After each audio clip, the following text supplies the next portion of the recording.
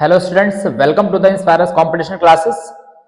हमने अब तक अपना जो चैप्टर है हाउ डू ऑर्गेनिजम्स रिप्रोड्यूस, उसको हमने उसकी थ्योरी वाइज कंप्लीट कर लिया है। हमने उसके क्वेश्चंस एमसीक्यू थ्योरी के सभी क्वेश्चंस हमने देख लिए हैं। आज हम यहाँ पर नेक्स्ट चैप्टर को लेकर आए हैं। नेक्स्ट चैप्टर को स्टडी करेंगे, वन शॉट में देखेंगे इसको भी और बहुत डिटेल में अच्छे से इसकी भी थ्योरी पढ़ेंगे। ये स्पार्क सीरीज में हमारा सेकंड चैप्टर है, दैट इज हेरेडिटी। हेरिडिटी के अंदर हम बहुत सारे ऐसे टर्म्स और कंडीशंस को भी देखेंगे जो हमारी डेली लाइफ से भी जुड़ी हुई है। मतलब मेरा कहने का यह है कि आज के टाइम में बहुत सारी ऐसी डिजीज हैं, बहुत सारी ऐसी उनके ट्रीटमेंट है जो जेनेटिक्स के बेसिस पे पॉसिबल हो पाया। ग्रिगर जॉन मेंडल की हम यहाँ पर स्टडी करते हैं, उनकी स्टोरी पढ़ते हैं। उन्होंने जो लॉ दिए थे उन लॉ के बारे में यहाँ पर हम डिटेल में अच्छे से देखते हैं। तो वो सब चीजें आज हम यहाँ पर अच्छे से डिटेल में क्लियर करेंगे। तो ये है हमारे पास नेक्स्ट हमारा चैप्टर, दैट इज हेरिडिटी। इसको भी हम वन शॉट में, बहुत ही शॉर्ट लेक्चर में, बहुत ही अच्छे से 1 to 1 एक एक पॉइंट को 100% फॉर्म में क्लियर करते हुए यहाँ पर हम इसको चलेंगे। ठीक है, देखिए आज हमारे सामने ज्यादा टाइम हम वेस्ट नहीं करेंगे। सबसे पहले हमारे सामने इसमें एक टर्म आती है जिसको कहा जाता है जेनेटिक्स। क्योंकि जो हेरिडिटी एंड इवोल्यूशन ये हमारा चैप्टर है, इसके अंदर सबसे पहली ब्रांच ही आती है जेनेटिक्स। देखिए जेनेटिक्स के अंदर क्या है, जेनेटिक्स एक बहुत बड़ी ब्रांच है हमारी बायोलॉजी की। तो सबसे पहले हम इसी टर्म को यहां पर क्लियर करेंगे। क्या बोला गया इसमें, branch of science that deals with heredity and variation. ये जेनेटिक्स साइंस की वो ब्रांच है जिसके अंदर हम हेरिडिटी और इवोल्यूशन या फिर वेरिएशन क्या हुए उस चीज की हम स्टडी करते हैं। ठीक है, तो सबसे पहले हमें यहां पर ये देखना है कि branch of science deals with the study of heredity and variation. Science की वो ब्रांच जिसके अंदर हम हेरिडिटी और वेरिएशन की स्टडी करते हैं, उस ब्रांच को बोला जाता है क्या, जेनेटिक्स। तो हमने यहां पर दो टर्म की बात करी है। कौन कौन से, एक टर्म की हमने बात करी है इसके अंदर हेरिडिटी, दूसरे टर्म की हमने इसके अंदर बात करी है वेरिएशन। तो सबसे पहले हमें यह देखना होगा कि हेरिडिटी एक्चुअली होता क्या है। ठीक है, हेरिडिटी होता क्या है, तो हेरिडिटी क्या है, it means the transfer of features. मतलब हेरिडिटी क्या कहता है, जो फीचर्स ट्रांसफर होते हैं उसकी इसके अंदर बात हो रही है।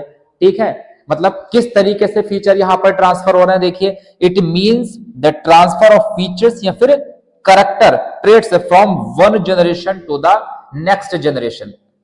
कोई पेरेंट्स हैं, उनके पेरेंट्स के जो बच्चे होते हैं, जो करेक्टर देखा होगा, अगर कोई जब छोटा बच्चा है उसके किसी की आंख अपने फादर से मिलती है, किसी के जो कलर है वो अपनी मदर से मिलता है। तो हम ये कहते हैं कि जो करेक्टर पेरेंट्स से ऑफस्प्रिंग के अंदर या बच्चों के अंदर जो ट्रांसफर हुए, उस प्रोसेस को बोला जाता है क्या, हेरिडिटी। मतलब उसने इनहेरिट कर लिया उन करेक्टर को, उसने अपने पेरेंट्स से इनहेरिट कर लिया। तो ये होता है यहाँ पर हमारे पास हेरिडिटी। तो क्या बोला गया heredity, it means the transfer of features या फिर करेक्टर जो उसने अपने पेरेंट्स से ट्रांसफर कर लिए from one generation to the next. ये तो हमने बात करी कि वो करेक्टर जो उसने अपने पेरेंट्स से ले लिए। अब हम देखते हैं, अच्छा कुछ ऐसे करेक्टर भी है जो बच्चा अपने साथ नए करेक्टर लेके आता है, मतलब वो उसके दोनों में से किसी एक भी पेरेंट्स से रिजेंबल नहीं करते। तो हम कह सकते हैं कि कुछ नए करेक्टर, कुछ वेरिएशन के साथ वो बच्चा है। मतलब कौन से वेरिएशन के, अपने पेरेंट्स से, उसके मदर और उसके फादर, जो दो पेरेंट्स हमारे पास है, उसके रेस्पेक्ट में हम यहाँ पर देखते हैं कि जो उसके पेरेंट्स के अंदर करेक्टर है, बच्चे के अंदर कुछ नए करेक्टर डेवलप हो गए। तो वो चेंज आना, वेरिएशन का एग्जैक्ट मीनिंग अगर हम देखते हैं तो उसको हम बोलते हैं चेंज। जो चेंज हुआ, तो यहाँ पर उसी की बात हो रही है कि उसके अंदर क्या चेंजेस आए, दैट इज कॉल्ड वेरिएशन। देखिए यहाँ पर क्या दिया गया है, the difference among the individual of species. क्या बोला गया है, वेरिएशन क्या है इसके अंदर, ये है the difference among the individual of species या फिर पॉपुलेशन। एक स्पीसीज की हम बात करें भाई, जो पेरेंट्स से जो नया इंडिविजुअल पैदा हुआ, जो नया ऑफस्प्रिंग बना, उसके अंदर जो वेरिएशन, जो नए करेक्टर आए, जो चेंजेस आए, हम उसी को बोलते हैं वेरिएशन। तो यहाँ पर क्या बात आई है हमारे सामने, देखिए पढ़ते हैं क्या लिखा हुआ है, the difference among the individuals of species या फिर पॉपुलेशन आर कॉल्ड वेरिएशंस। ठीक, it takes place due to environmental changes. ये होता क्यों है, क्योंकि एनवायरमेंट के अंदर कुछ चेंजेस आते हैं, crossing over and recombination of gene and mutation. Mutation क्या है? कोई सडन चेंज, डीएनए के अंदर कुछ चेंज हो जाना। रिकॉम्बिनेशन, कुछ नए करैक्टर का रिकम्बाइन हो जाना, फिर से कुछ नए फॉर्म में बन के रेडी हो जाना, उसको हम बोलते हैं रिकॉम्बिनेशन। तो इन सब चीजों की वजह से बच्चे के अंदर जो चेंजेस आते हैं उन्हीं के लिए हम बात कर रहे हैं यहाँ पर वेरिएशन। एक और टर्म यहाँ पर हम क्लियर करेंगे हमें चैप्टर्स में आगे बढ़ने से पहले, वो क्या है? जीनोटाइप, और एक होता है फिनोटाइप। देखिए, फिनोटाइप का सिंपल मीनिंग यह है कि अगर कोई भी ऑर्गेनिज्म है, हमें वो देखने में, हमने उसको देखा तो हमें कैसा दिखाई देता है? क्या वो अपने पेरेंट्स से बिल्कुल क्लोन है, बिल्कुल उसके जैसा है? क्या वो, या फिर जो बच्चा है वो अपने मदर से मिलता है या अपने फादर से मिलता है, या मतलब देखने में उसका अपीयरेंस क्या है? हम उसको हम बोलते हैं फिनोटाइप। फिनोटाइप का एग्जैक्ट मीनिंग देखने में कैसा है, ठीक? फिनोटाइप का एग्जैक्ट मीनिंग ये आता है कि वो देखने में कैसा है। और जीनोटाइप का देखो, वर्ड से ही क्लियर है। जीनोटाइप का मतलब क्या है कि जीन, अगर हम उसके जीन की स्टडी करेंगे तो इसका मतलब यह है कि हम उसकी जीनोटाइप देख रहे हैं, ठीक? उसके जीन्स कैसे हैं, देखिए देखते हैं क्या लिखा हुआ है यहाँ पर। The complete set of genes in an organisms genome is called genotype. अगर हम कंप्लीट उसके जीन्स की स्टडी करते हैं उसको हम बोलते हैं जीनोटाइप। देखने में the observable character in organisms makes the phenotype. जो ऑब्जर्वेबल कैरेक्टर होते हैं ऑर्गेनिजम्स के अंदर उसी को हम बोलते हैं फिनोटाइप। अब देखिए, अगर बड़ी नॉर्मल सी बात है, जो फिनोटिपिक कैरेक्टर होता है किसी भी ऑर्गेनिज्म का, वो कैसे बना? वो बना उसके जीन की वजह से। क्योंकि जीन क्या है? जो क्रोमोसोम है, जो डीएनए है, डीएनए के अंदर हर चीज पूरी तफसील लिखी हुई है, पूरी इबारत लिखी हुई है कि इसके अंदर कहाँ क्या कौन सा करैक्टर होना है, आई कलर कैसा होना है, स्किन कलर कैसा होना है, हेयर कलर कैसा होना है, हाइट कितनी होनी है, हर चीज कहाँ लिखी हुई है? जीन के ऊपर है हमारे पास। जीन क्या है? जो वो पोर्शन क्रोमोसोम का जहां पर कुछ जेनेटिक कुछ इंफॉर्मेशन हो, किसी करैक्टर की इंफॉर्मेशन, उसी को हम बोलते हैं जीन। मतलब क्या है कि उस जीन के अंदर जो भी इंफॉर्मेशन है उसी के अकॉर्डिंग किसी भी ऑर्गेनिज्म का फिनोटाइप दिखाई देता है। तो ओवरऑल बात यह है कि फिनोटाइप बनाता कौन है? जीनोटाइप ही फिनोटाइप को बनाता है। देखिए, नोट है आपका सामने, नोट है 50 रुपए का।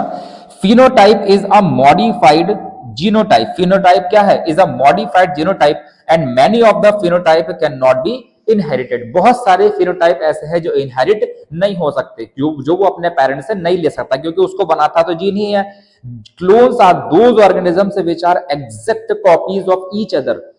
क्लोन क्या है? जो अपने पेरेंट की बिल्कुल एग्जैक्ट 100% कॉपी होता हो, उसको हम बोलते हैं, मतलब बिल्कुल देखने में। देखिए यहाँ पे क्या लिखा हुआ है, clones are the organisms which are exact copies, मतलब उसके 100% जीन्स अगर कॉपीज हो गए तो उसी को हम बोलते हैं कि वो क्लोन है। देखिए, अब हम यहां पर बात करते हैं सबसे पहले ग्रिगर जॉन मेंडल, जो फादर ऑफ जेनेटिक्स है, जिसने जेनेटिक्स की स्टार्ट, मतलब सबसे पहले जेनेटिक्स को जिसने स्टडी करना, जिसने सबसे पहले जेनेटिक्स को समझाया, जिसने सबसे पहले पी प्लांट पर स्टडी करी, उन्हीं वो है हमारे पास ग्रेगर जॉन मेंडल, और इन्हें हम जानते हैं फादर ऑफ जेनेटिक्स के नाम से। बहुत सारी चीजें हुई थी, इनके मरने के बाद इनको नोबेल प्राइज दिया गया था, क्योंकि जब इन्होंने अपने टाइम पर स्टडी करी, इन्होंने पी प्लांट की स्टडी करी, छोटा पौधा उगाया, बड़ा पौधा उगाया, उनको आपस में क्रॉस करा, बहुत सारी चीजें इन्होंने दी। उस टाइम पर डार्विन की थ्योरी चली हुई थी, तो वहां पर इनकी थ्योरी को एक्सेप्ट नहीं करा गया।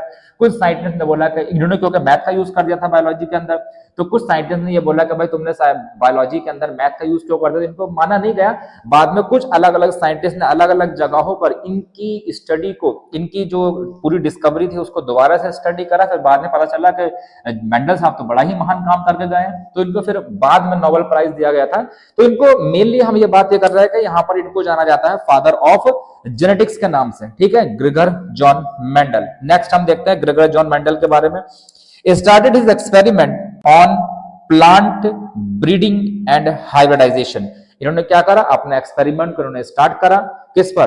प्लांट ब्रीडिंग एंड हाइब्रिडाइजेशन कराया। Next, he proposed the laws of inheritance in living organisms. इन्होंने इनहेरिटेंस के 3 लॉ दिए थे। He proposed the laws of inheritance in living organism. 3 law दिए थे इन्होंने अपने पी प्लांट पर, इन्होंने स्टडी करा, उसके बाद इन्होंने 3 लॉ दिए। कौन कौन से लॉ थे? एक आता है हमारे पास लॉ ऑफ डोमिनेंस, एक आता है law of segregation, and last आता है हमारे पास लॉ ऑफ इंडिपेंडेंट असॉर्टमेंट। यहां पर दिया हुआ है ये Mendel also known as father of genetics. Mendel को फादर ऑफ जेनेटिक्स के नाम से भी जाना जाता है। देखिए Mendel selected plant selected by Mendel. Mendel ने कौन से प्लांट को सेलेक्ट करा था? मेंडल ने मटर के पौधे को सेलेक्ट करा था अपनी स्टडी के लिए। क्यों सेलेक्ट करा? क्योंकि उसका लाइफ टाइम शॉर्ट होता है।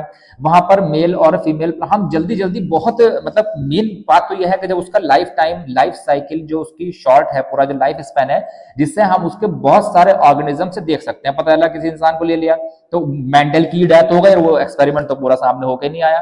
ठीक है, समझ में आया? नहीं तो शॉर्ट लाइफ उसकी साइकिल थी, लाइफ स्पैन था। और वहां पे मेंडल यूज नंबर ऑफ एक चीज और जो उसका साइंटिफिक नेम है यहां पर दिया हुआ है पाइसम सेटाइवम। जो मटर का जो साइंटिफिक नेम है, कहीं पर यही पूछा जाता है 1 मार्क्स के अंदर कि पाइसम गार्डन पी का नाम क्या होगा? Scientific name that is Pisum sativum. Mendel use number of contrasting character for garden peas. Mendel ने कई सारे कितने 7 कंट्रास्टिंग पेयर ऑफ कैरेक्टर को यूज किया था। वो कौन कौन से थे देख लीजिए। यहाँ पर ये कैरेक्टर है हमारे पास। क्या लिया था? फ्लावर के कलर को लिया। उसके अंदर 2 कलर होते थे, एक था वायलेट और एक था व्हाइट। अच्छा, डोमिनेंट क्या है? अगर 2 तरीके के हमारे पास कैरेक्टर है, उसमें से जो अपने आप को हर जगह शो कर देता हो, अपने आप को रिप्रेजेंट कर देता हो, उसको हम बोलते हैं, उस कैरेक्टर को हम बोलते हैं डोमिनेंट। और जो अपने आप को सप्रेस कर देता हो, या डोमिनेंट जिसको सप्रेस करा देता हो, जो अपने आप को डोमिनेंट ना करा पाता हम ये कह सकते हैं, उसको हम बोलते हैं रिसेसिव। तो यहाँ पर यही है, जो उसने फ्लावर के कलर लिए थे, 2 लिए थे, एक वायलेट और एक व्हाइट, जिसके अंदर वायलेट डोमिनेंट था। फ्लावर की पोजीशन एक थी एक्सियल और एक थी टर्मिनल, मतलब ऊपर की तरफ फ्लावर निकलना, टर्मिनल और साइड में निकलना। ठीक है, नेक्स्ट था हमारे पास सीड कलर, येलो और ग्रीन। सीड कलर लिया, येलो लिया और ग्रीन लिया। सीड शेप है, पॉड शेप है, फली जो उसके शेप कैसी है? कॉन्स्ट्रिक्ट है, खुली हुई है, या फिर कॉन्स्ट्रिक्टेड है, या फिर इन्फ्लेटेड है। पॉड कलर क्या था? ग्रीन था, येलो था। ठीक, height of the plant toll थी या फिर डॉर्फ प्लांट थी। तो मेंडल ने 7 पेयर ऑफ कंट्रास्टिंग कैरेक्टर को यूज करा था गार्डन पी के।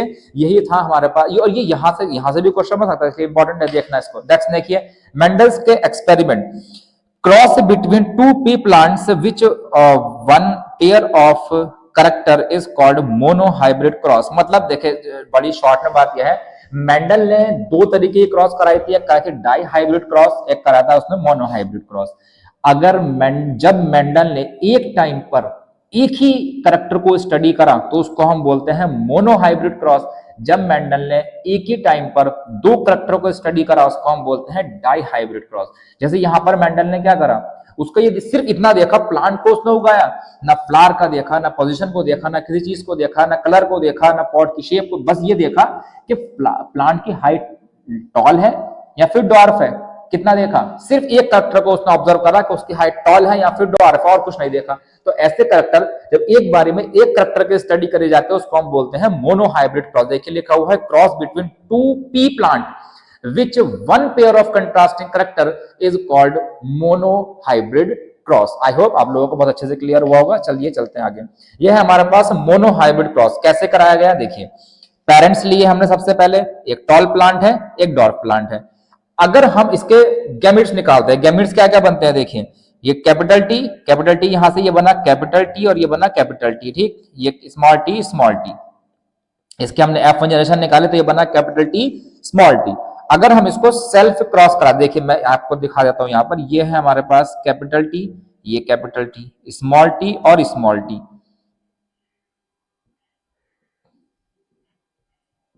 ये बना कैपिटल टी स्मॉल टी। ठीक, ऐसे यहां से बनेगा ये कैपिटल टी और ये स्मॉल टी। ऐसे यहां से बनेगा ये कैपिटल टी और ये स्मॉल टी। ऐसे तो बनेगा कैपिटल टी स्मॉल टी। अब इसके बाद क्या हुआ देखिए, यहाँ पर सभी प्लांट, ये जो कैपिटल टी है, हमें जो कैपिटल टी दिखाई दिया ये कैसा है? ये टॉल का कैरेक्टर है। जो हमें कैपिटल टी चारों जनरेशन, जो हमारे पास 4 ऑर्गेनिज्म बने, एक ये बना, एक ये बना, एक ये बना, एक ये बना, इन चारों में स्मॉल टी भी है और कैपिटल टी भी है। स्मॉल टी रिसेसिव है और कैपिटल टी डोमिनेंट है। तो ये प्लांट, सभी प्लांट यहाँ कैसे बनेंगे? टॉल। सभी प्लांट यहाँ कैसे बने? टॉल। अब हम इनको क्या करेंगे, अब इस बार हम इनको करा देंगे सेल्फ क्रॉस। आपस में हम इनको क्रॉस करा देंगे। जब हम इनको सेल्फ क्रॉस कराते हैं तो सेल्फ क्रॉस कराने के बाद क्या कंडीशन हमारे सामने आती है, हम इसकी बात करेंगे। देख लीजिए, अगर हमारे पास वहां क्या आया था, देखिए यहां हमारे पास क्या है, कैपिटल टी स्मॉल टी, हम इसको कराते हैं सेल्फ क्रॉस। ये हमने ले लिया यहाँ कैपिटल टी स्मॉल टी, ये लिया हमने कैपिटल टी स्मॉल टी, ठीक। ये हम यहां करा देते हैं इसको क्रॉस ऐसे। देखिए यहां से कैपिटल टी आया, यहां से कैपिटल टी आया, यहां से कैपिटल टी आया और यहां से स्मॉल टी आया, ठीक। ऐसे यहां पे ये देखिए इधर, यहां से कैपिटल टी आया, यहां से स्मॉल टी आया, यहां पर दोनों जगह small T and small T, ये तो हमारे पास बना small T and small T. अब देखिए जहां पर कैपिटल टी प्रेजेंट है, जहां जहां कैपिटल टी प्रेजेंट है, तो उसको हम क्या बोलेंगे भाई, वो प्लांट तो टॉल बनेगा। मतलब देखिए यहां पर भी कैपिटल टी प्रेजेंट है तो ये कैसा बनेगा, टॉल। यहां भी कैपिटल टी प्रेजेंट है तो कैसा बनेगा, टॉल। यहां भी है और यहां दोनों स्मॉल टी है, रिसेसिव कंडीशन है, तो ये कैसा बनेगा, ड्वार्फ, ठीक। ये हमारे पास कैसा बन के आया, ड्वार्फ। अब देखो, अब यहां पर क्या बोला गया है कि दो तरीके के रेश, देखो यहां पर क्या दिया गया है, ये यहां पर क्या दिया गया है, दो रेशियो निकालने हैं, एक तो फिनोटिपिक रेशियो, एक जीनोटिपिक रेशियो। तो फिनोटिपिक रेशियो आता कैसे है, जीनोटिपिक रेशियो आता है, चलिए देखते हैं आगे। यहां पर हम ये देखेंगे, इधर ये हमारे पास देखो, मुझे देखने में क्या दिखाई दे रहा है, अभी मैं जीन की बात नहीं करूंगा, मैंने जो देखा तो मुझे दो तरीके के यहाँ प्लांट दिखाई दे रहे हैं। कौन कौन से, देखो तीन मुझे दिखाई दे रहे हैं, यहां पर तीन प्लांट मुझे कैसे दिखाई दे रहे हैं, टॉल। देखो करना क्या है, हमें सिर्फ इतना करना है कि जो मुझे प्लांट दिखाई दे रहे हैं, मुझे तीन प्लांट यहां मुझे तीन प्लांट, यहां मुझे तीन प्लांट टॉल दिखाई दे रहे हैं, ठीक है। तीन प्लांट यहां मुझे क्या दिखाई दे रहा है, टॉल। तो मैं इनको क्या लिख दूं नंबर, कि ये तीन कैसे हैं, तीन टॉल है, एक ड्वार्फ है।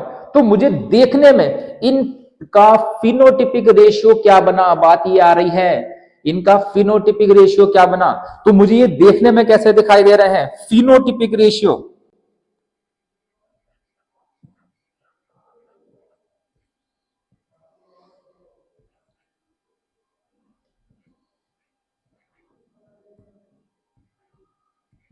क्या बना, 3:1।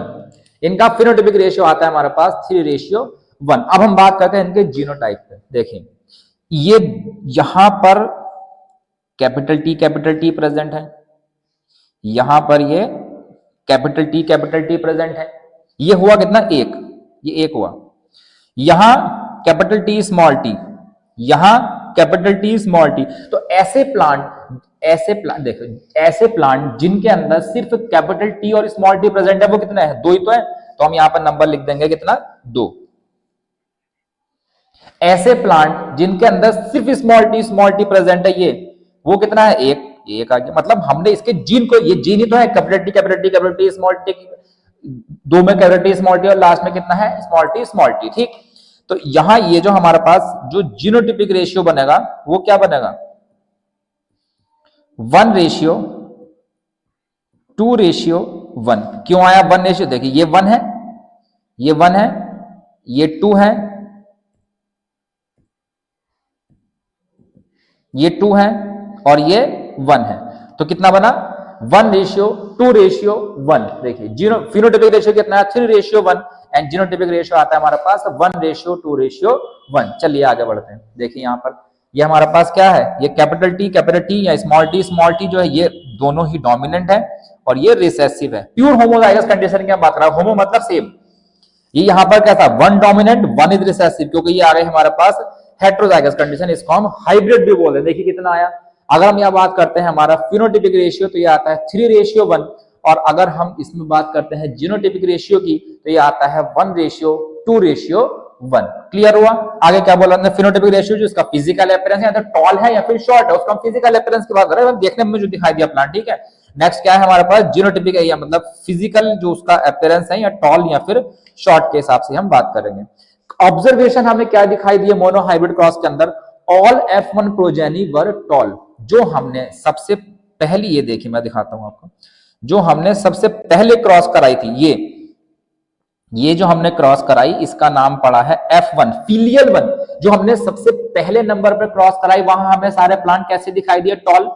वहां हमें सारे प्लांट टॉल दिखाई दिए कि नहीं दिखाई दिए? तो देखो, तो हमने यहां पर क्या लिख दिया कि इसके अंदर ऑल F1 प्रोजेनी वर टॉल। F1 प्रोजेनी सारी कितनी थी? टॉल। नेक्स्ट में देखिए क्या है, F2 progeny 1/4 short and 3/4 were toll. उसकी जो 1/4 थी वो हमारे पास कैसी थी? शॉर्ट। देखिए ये हमारे पास 3:1 यहां पर मिलता है। तो ये उसने यही बोला है। नेक्स्ट उसने बोला हमारे पास कि इसका capital T, capital T, capital T, capital T ये है, एक दिखाई दिया, ये 2 दिखाई दिए, ये 1 दिखाई दिया। क्लियर? चलिए हाँ, नेक्स्ट आता है हमारा कंक्लूजन क्या निकला इन सबके बिहाफ पर। जो capital T and capital T small t both are tall while it is a short plant. While small t is a short plant. जो हमारे पास कैपिटल टी है और जो कैपिटल टी स्मॉल टी है वो हमारे पास टॉल प्लांट है। और ऐसे जीन जिसके अंदर capital T small T present, जिसके अंदर ओनली स्मॉल टी प्रेजेंट है, वो हमारे पास शॉर्ट प्लांट है। ऐसा क्यों हुआ? क्योंकि जो कैपिटल टी जहां पर भी प्रेजेंट है, कैपिटल टी हमारे पास डोमिनेंट जीन है और वो जहां पर भी होगा वो प्लांट को टॉल कर देगा। जहां कैपिटल टी एब्सेंट है वो प्लांट शॉर्ट होगा, डॉर्फ होगा। इसलिए बोला गया जो स्मॉल टी वाला है वो प्लांट हमारे पास डॉर्फ होगा और जो कैपिटल टी वाला है वहां पर प्लांट हमारे पास कैसा आने वाला है? टॉल। नेक्स्ट देखिए, नेक्स्ट कंक्लूजन क्या दिया हुआ है, a single copy of capital T is enough. क्योंकि जो डोमिनेंट चीज होती है, जो अपने आप को हर जगह रिप्रेजेंट, इसलिए कहा जाता है कि अपने आप अपनी नॉलेज को इतना गेन करना है कि हम हर जगह अपने आप को डोमिनेंट साबित कर सकें। और डोमिनेंट होना बड़ी इंपॉर्टेंट चीज है। तो मतलब क्या है कि अगर हमारे पास हम अपनी नॉलेज को इतना ग्रो कर ले गए, हमने अब क्या है, जैसे एग्जाम में तुम लोग अभी बैठने जा रहे हो, अगर तुम अपनी नॉलेज के साथ जा रहे हो, भाई हमें फर्क नहीं पड़ता कौन क्या लिख के आ रहा है, कौन क्या नहीं। हमारा बोर्ड का एग्जाम है या कौन कॉपी चेक करेगा या कहाँ हमें बिठाया जाता है, टीचर कितना स्ट्रिक्ट है, भाई कोई फर्क नहीं पड़ता इस चीज का। बस देखना यह है कि हमने जो नॉलेज गेन करी वो हमारी 100% है और हम डोमिनेंट है। हम डोमिनेंट किस मतलब पर्सपेक्टिव बात कर रहे हैं कि हम यहाँ 100% अपना लिख के आने वाले हैं। तो वो डोमिनेंट का बड़ी इंपॉर्टेंट टास्क होती है हर जगह। ठीक है, तो यहाँ पर इवन सिंगल टी क्लास आप लोग देखते हैं, एक टीचर होता है क्लास के अंदर, क्योंकि वो वहां डोमिनेंट है, वो पूरे क्लास को कंट्रोल करके रखता है, पूरे क्लास को पढ़ाता है और उसके बाद को सुना जाता है बिकॉज ही और शी इज डोमिनेंट। ठीक, तो देख ली यहाँ पर, देखिए यहाँ पर नेक्स्ट क्या, सेकंड क्या बोला गया है, a single copy of capital T is enough to make the plant tall. वो इनफ होती है प्लांट को टॉल बनाने के लिए। While both copies have to be small t for the plant to be short. अगर 2 होंगे तो वो शॉर्ट होगा। Characters traits like capital T are called dominant trait. जो कैपिटल टी है वो डोमिनेंट होता है बिकॉज इट एक्सप्रेस इटसेल्फ, क्योंकि वो अपने आप को एक्सप्रेस कर पाता है हर जगह। Small T R recessive trait because it remains suppressed. जो स्मॉल टी है वो कैसा है, वो रिसेसिव ट्रेट है क्योंकि वो अपने आप को सप्रेस रखता है। ठीक, नेक्स्ट देखिए, अगर हमारे पास ये हमने इसको ये समझ में आया, क्लियर हुआ अच्छे से कि यहाँ कौन सी जो करेक्टर है, जो कैपिटल टी है वो हर जगह एक सिंगल होगा जब भी डोमिनेंट दिखा देता है, स्मॉल टी है वो अपने आप को रिसेसिव करा देता है। नेक्स्ट देखिए, from this observation Mendel put forward the rules of inheritance. इन्हीं ऑब्जर्वेशन के बेस पर मेंडल ने अपने रूल्स दिए थे। नेक्स्ट होता है हमारे पास next law, that is law of segregation. देखिए क्या कहता है law of segregation, every individual possesses a pair of alleles for a particular trait। किसी भी पर्टिकुलर ट्रेट के लिए हर इंडिविजुअल के पास एक क्या होता है, ये देखिए क्या लिखा हुआ, पेयर ऑफ एलेल्स। एलेल्स होता है, एलेल्स का मतलब पेयर का मतलब क्या है, जैसे अगर कोई हाइट की हम बात करें तो वो टॉल भी है और ड्वार्फ भी है, टॉल भी है और ड्वार्फ भी है। तो उसने क्या बोला कि हर ऑर्गेनिजम्स के पास अ पेयर ऑफ एलेल होता है। During gamete formation, a gamete receives only one pair of traits from the alleles। जो जब गैमीट की फॉर्मेशन होती है तो गैमीट एक ही एलेल को उसमें से रिसीव करता है, या तो वो टॉल वाला या फिर शॉर्ट वाला या फिर ड्वार्फ वाला। A particular trait can be dominant और recessive in a particular generation. वो डोमिनेंट भी हो सकती है, वो रिसेसिव भी हो सकती है किसी भी पर्टिकुलर जनरेशन में। देखते हैं आगे। नेक्स्ट हम बात करते हैं अपने पास डाई हाइब्रिड क्रॉस। जब हमने मोनो हाइब्रिड क्रॉस को पढ़ा था वहीं पर हमने डाई हाइब्रिड को भी क्लियर कर दिया था। अगर एक टाइम पर एक करैक्टर की स्टडी करी जा रही हो उसको हम बोलते हैं मोनोहाइब्रिड क्रॉस। अगर एक टाइम पर दो करैक्टर की स्टडी करी जा रही हो उसको हम बोलते हैं कौन सा, डाइहाइब्रिड क्रॉस। डाइहाइब्रिड क्रॉस के अंदर हमारे पास लॉ आता है लॉ ऑफ इंडिपेंडेंट असॉर्टमेंट। ये क्या लिखा हुआ ये भी पढ़ लेते हैं। A cross between two plants having two pair of contrasting character. अगर वहां पर दो पेयर ऑफ कंट्रास्टिंग करैक्टर है तो वो क्या होता है, dihybrid cross. Next third law आता है हमारे पास लॉ ऑफ इंडिपेंडेंट असॉर्टमेंट। क्या बोलता है ये, alleles of different character separate independent from each other during gamete formation. हमने बात करा कि हम दो करैक्टर की यहां बात करेंगे, एक हम बात करेंगे शेप की, एक हम यहां बात करेंगे कलर की। कलर से शेप का कोई लेना देना नहीं होता, ठीक, और शेप का कलर से कोई लेना देना नहीं होता, कलर का शेप से कोई लेना देना नहीं होता। दोनों इंडिपेंडेंटली एक दूसरे के ऊपर डिपेंड नहीं होते, इंडिपेंडेंटली वो अपना करैक्टर को ट्रांसफर करते हैं, पहुंचाते हैं, इंडिपेंडेंटली असॉर्ट होते हैं, ठीक। नेक्स्ट देखिए क्या है हमारे पास, ये क्रॉस आ गई है इंडिपेंडेंट असॉर्टमेंट की या फिर डाइहाइब्रिड क्रॉस की। क्या है देखिए इसका, हमने यहां पर पेरेंट लिया है। पेरेंट कौन कौन से लिए हैं हमने, राउंड मतलब उसका सीड कैसा है, राउंड है, और दूसरा कैसा लिया है हमने, रिंकल्ड है। साथ साथ हमने क्या बात करी है, कलर ले लिया है, ग्रीन सीड है या फिर येलो सीड है। देखिए जो राउंड है, राउंड के लिए हमने क्या ले लिया है, आर। ग्रीन के लिए हमने क्या लिया है, स्मॉल आर। जो हमारे पास कलर है येलो उसके लिए हमने क्या लिया है, कैपिटल वाई। और जो हमारे पास ग्रीन कलर है उसके लिए लिया है हमने स्मॉल वाई, ठीक। Round capital R, wrinkled small r, yellow capital Y, और क्या है, देखो यहां अगर हमारे पास येलो है तो कैपिटल वाई, ग्रीन है तो स्मॉल वाई, क्योंकि हम क्या कर रहे हैं उसे कंट्रास्टिंग जो है नाम ले रहे हैं वहां पर। देखिए क्या हुआ, हमने यहां पर क्या करा, हमने यहां पहले गैमेट्स बना लिए। देखिए ये हमारे पास कैपिटल आर स्मॉल वाई, यहां से फिर हमने इसे गैमेट्स बना लिए। गैमेट्स हमारे पास क्या बने, capital R capital Y small Y. तो ये कैसा हुआ भाई, कैपिटल आर अगर, क्योंकि देखो कैपिटल आर जो है वो डोमिनेंट है और जो कैपिटल वाई है वो भी डोमिनेंट है। तो यहां देखिए F1 जनरेशन में, ये हमारे पास F1 जनरेशन है, F1 जनरेशन में कैपिटल आर प्रेजेंट है, कैपिटल वाई प्रेजेंट है, तो जनरेशन कैसा बनेगा, वो राउंड और येलो। अब हमें क्या करना है, अब उसकी सेल्फिंग करानी है, तो अब हम वहां से सबसे पहले उसके गैमेट्स बना लेंगे। जब हमें सेल्फिंग करानी ही है तो हम सबसे पहले क्या करते हैं, उसके गैमेट्स से बना लेंगे। देखिए क्या क्या पॉसिबिलिटीज हमारे पास हो सकती है। ये हमारे पास बन के आया है capital R capital Y small y, और ये कैसा है, राउंड और येलो। अब हम यहां से पहले इसके गैमेट बना लेंगे। कैसे बनाएंगे, यहां से capital R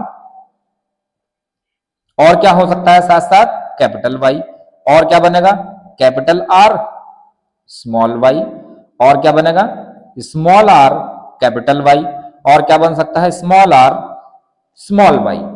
capital R capital Y, capital R small y, small r capital Y, small are small y. ये बन गया हमारे पास F2 जनरेशन के लिए गैमेट्स। यहां हमने पूरे स्क्वायर के अंदर ऊपर की तरफ हमने यहां पर ये दिखा दिया है मेल पार्ट और नीचे इधर दिखा दिया है फीमेल वाले, ये सब। अब इनको क्रॉस करा देंगे। देखिए यहां से आया हमारे पास, पहले ये आप लोग अच्छे देख लीजिए, मैं इसको समझा देता हूं फिर बाद में। अगर हम इसको मतलब बनाते कैसे हैं, क्रॉस आती कैसी है, ये देखिए यहां से मेरे पास आया ये कैपिटल आर इस कैपिटल वाई यहां से, और यहां से आया कैपिटल आर कैपिटल वाई, यहां से आया तो ये कैसा बनेगा, राउंड येलो। यहां से आया कैपिटल आर स्मॉल वाई, यहां से आया कैपिटल आर कैपिटल वाई, तो ये कैसा बनेगा, राउंड येलो। यहां से कैसे आया, small r capital R small y, यहां से आया तो ये कभी कैसा बनेगा, क्योंकि यहां पर कैपिटल वाई प्रेजेंट है तो इसलिए कैसा बनेगा, राउंड और येलो। यहां से आया स्मॉल आर स्मॉल वाई, यहां से आया कैपिटल आर कैपिटल वाई, तो ये फिर क्या बना, अगर यहां पर capital R capital Y present है तो ये बनेगा राउंड और येलो, ठीक है।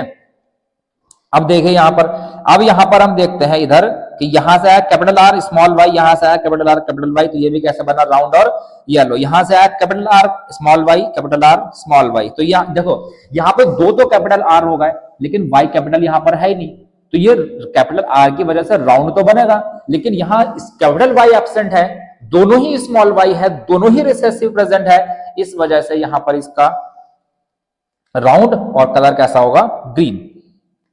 ये देखिए, अब यहां से हम बात करें capital R small y small r capital Y, यहां पर कैपिटल आर भी है कैपिटल वाई भी है, that's why it's form again round yellow. Small are small Y capital R small y, ठीक, तो यहां पर स्मॉल वाई एब्सेंट है इसलिए बनेगा ग्रीन। ऐसे यहां से आया स्मॉल आर कैपिटल वाई और यहां से आया कैपिटल आर कैपिटल वाई आया इसलिए बनेगा राउंड और yellow.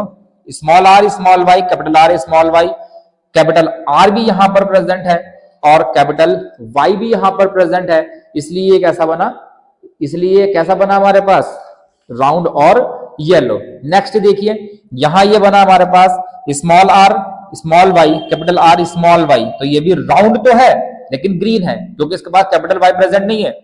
Small are small y, यहां से बना small capital small r capital Y, तो इसलिए यहां पर कैपिटल, अच्छा अब यहां पर आर गायब हो गया, कैपिटल आर हट गया, तो जब कैपिटल आर नहीं है तो ये कैसा बनेगा, रिंकल्ड, और यहां पर कैपिटल वाई प्रेजेंट है इसलिए कैसा बनेगा, येलो। ठीक, यहां पर small are small are small are small y small are small Y, तो ये कैसा बनेगा हमारे पास, यहां हमारे पास स्मॉल आर प्रेजेंट है और स्मॉल वाई प्रेजेंट है, कैपिटल वाई है ही नहीं, इसलिए ये कैसा बना, रिंकल्ड ग्रीन। नेक्स्ट देखते हैं, इसका रेशियो क्या बना हमारे पास, राउंड येलो आते हैं 9 अगर हम वहां से काउंट करते हैं, राउंड ग्रीन आते हैं 3, राउंड रिंकल्ड येलो आते हैं 3 और रिंकल्ड ग्रीन आता है 1, तो इसका रेशियो आता है हमारे पास 9 रेशियो 3 रेशियो 3 रेशियो 1। ठीक, रेशियो क्या है हमारे पास, 9 रेशियो 3 रेशियो 3 रेशियो 1। ऑब्जर्वेशन क्या मिला, when capital R small why were crossed, जब हमने इन दोनों को क्रॉस कराया with small r capital Y in F1 generation, all were capital R capital Y small y, सारे ही कैसे बने, capital R capital Y small y के साथ बने, तो कैसे बने, राउंड और येलो, ये दो सीड्स बने। हमने उसको क्या करा दिया, सेल्फ पॉलिनेशन करा दिया F1 प्लांट्स का, have genotypic have parental genotype and two mixture and recombination round yellow and wrinkled green seed plants in the ratio of किस रेशियो बना, फिर ये हमारे पास 9 रेशियो 3 रेशियो 3 रेशियो 1, और ये हमारे पास इसका फिनोटिपिक रेशियो है। देखिए कंक्लूजन क्या है, round and yellow seeds are dominant character, ये हमने पहले देख लिया था, ये तो हमने बाद में बताता है, एनसीईआरटी तो बाद में कहती है हमसे क्या कैरेक्टर है क्या नहीं, हमने तो पहले देख लिया था। अगर हमारे पास कैपिटल आर है, अगर हमारे पास कैपिटल वाई है, तो वो डोमिनेंट कैरेक्टर होता है, वो अपने आप को हर जगह रिप्रेजेंट करता है, मतलब इस क्रॉस के अंदर हम बात कर रहे हैं, वो रिप्रेजेंट करता है। अगर कैपिटल आर प्रेजेंट है तो क्या बनेगा, राउंड, और कैपिटल वाई अगर प्रेजेंट है तो क्या बनेगा, येलो। अगर कैपिटल आर नहीं है, दोनों ही स्मॉल आर प्रेजेंट है, तो वो कैसा बनेगा, राउंड नहीं बनेगा, फिर वो रिंकल्ड बनेगा। अगर दोनों ही स्मॉल वाई प्रेजेंट है तो फिर वो येलो ना बन के ग्रीन बनता है, क्योंकि ग्रीन कलर हमारे पास रिसेसिव कलर है और जो हमारे पास येलो कलर है वो डोमिनेंट कलर है। ऐसी ही अगर हम शेप की बात करेंगे, जो राउंड शेप है, राउंड शेप आती है हमारे पास डोमिनेंट, और जो रिंकल्ड शेप है वो आती है हमारे पास रिसेसिव। इसीलिए चलिए पढ़ लेते हैं कंप्यूटर इनके विचारों के।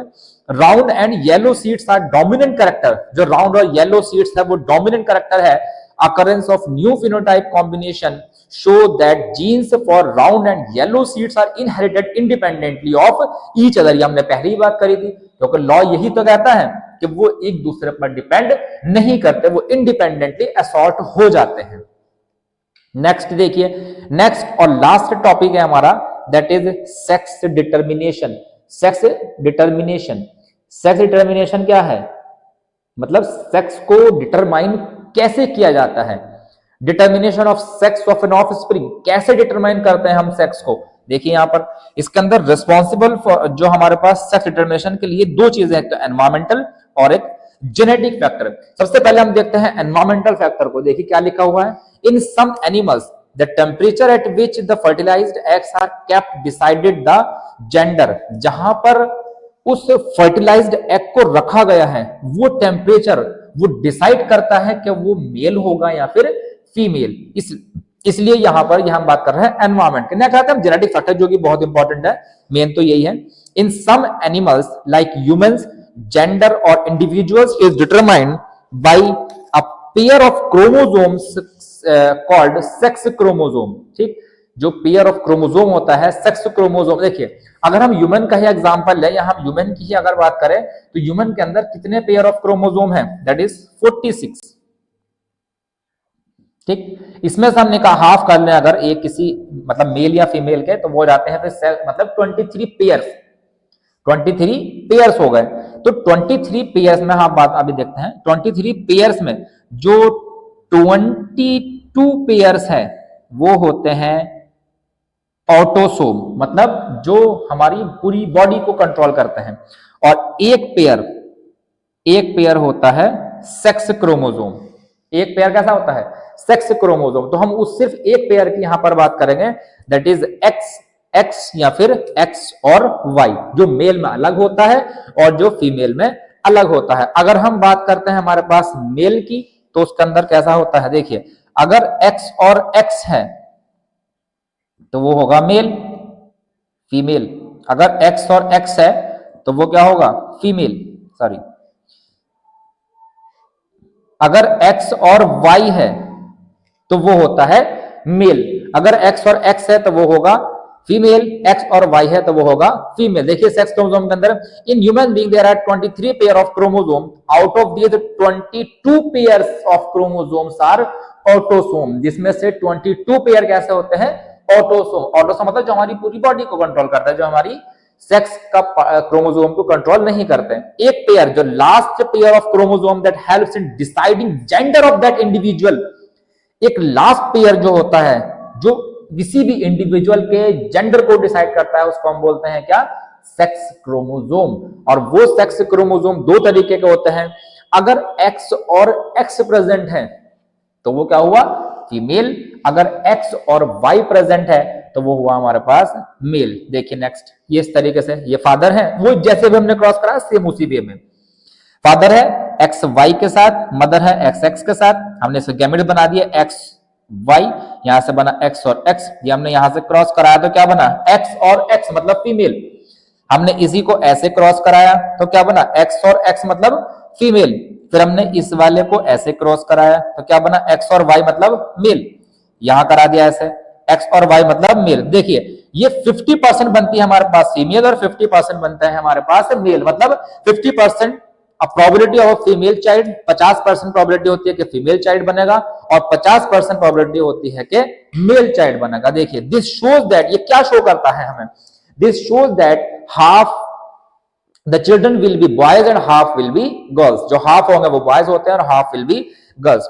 All the children will inherit an X chromosome from their mother regardless whether they are boys or girl।